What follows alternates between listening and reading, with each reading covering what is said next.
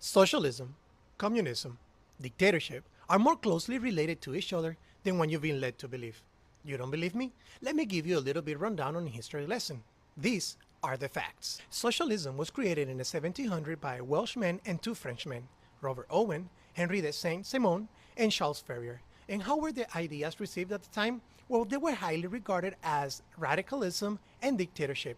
The French knew that their ideas, although had a nice ringtone to it, it was simply unachievable. They were also considered blasphemers because they considered religion to be a threat of society. They saw a loyalty to a god as a hindrance for loyalty to the system. The French clearly understood this, so they never implemented a socialist government. Even till today, the French are considered a semi-president republic. Until 1848, the two communists by the name of Karl Marx and Friedrich Engels that created communism, but it was building on socialism. However, a theme was common on both of these ideals: dictatorship. If you read his book, The Communist Manifesto, he talks about the temporary dictatorship of the proletariat. Let me tell you how we get there. See, he believed that in order for socialism to exist, capitalism has to exist first. We need those entrepreneur minds and those hardworking people to build the nation up. So later, take possession from their business and nationalize it. Now, it's collectively owned. After this, all the resources will pass to the hand of the state, in which they will control it in behalf of the people. And they need to become temporary dictators so capitalism does not rise again. However,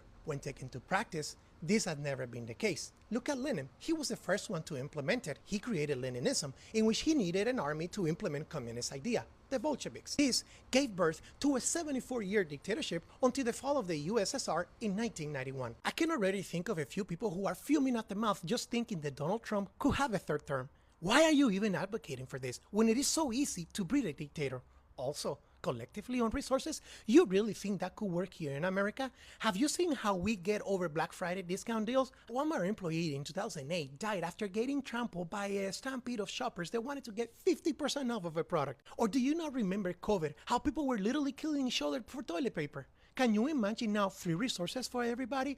We're not going to have a civil war over the allocations of those resources? Make it make sense. Don't tell me, oh, other countries have able to achieve socialism without communism. That's not really socialism. That's a watered down version of socialism. They have free market. They have private property. Even then, yeah, it's better than Cuba, but it is not better than the United States. Higher taxes and the services sucks. I mean, today I went to have blood drawn today. You can see how much my insurance paid and how much I had to pay for out of pocket. But that was a 10-minute visit. How long would you think that would have been if I had gone into a government facility? Simply prefer our social resources that are based on a state budget, targeted to the vulnerable population. No, America, you couldn't handle socialism.